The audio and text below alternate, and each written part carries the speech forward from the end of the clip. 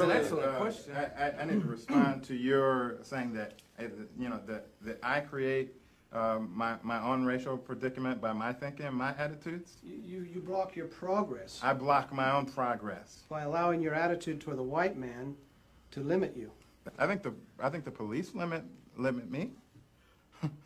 I think that white supremacy has placed limitations on where I can go and what I can do,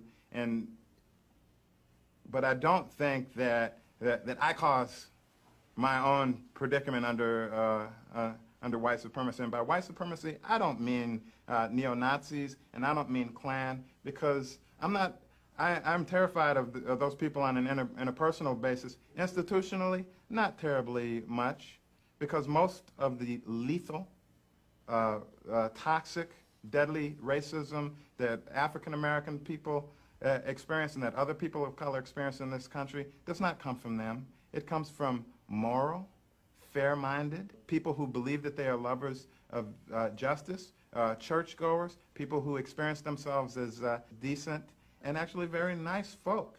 And it is there that I find my fear.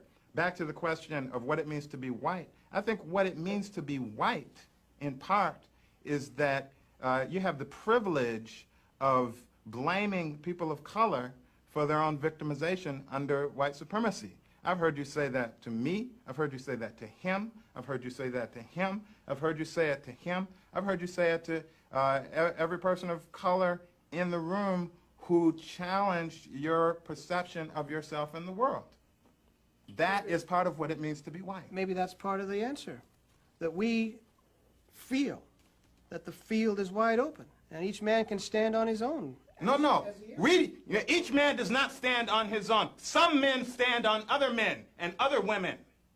Light-skinned men, men from Europe, stand on the heads and the parts of men and women and children of color. That is, and of course, you also stand on the heads of white women. But no, it's not a question of every man standing on his own ground. All of the ground, damn near, of this planet has been taken from almost all of the people of color on this planet. You know, Australia was a black continent. Africa was a black continent. And if the people themselves were not taken from Africa, then everything of value was taken from Africa, to the extent that that was possible. North America was a red continent. South America was a red continent. You are not standing on your own ground. You're standing on red ground. And that's what it means to be white. To say that you're standing on your own ground and standing on somebody else's. And then mystify the whole process so it seems like you're not.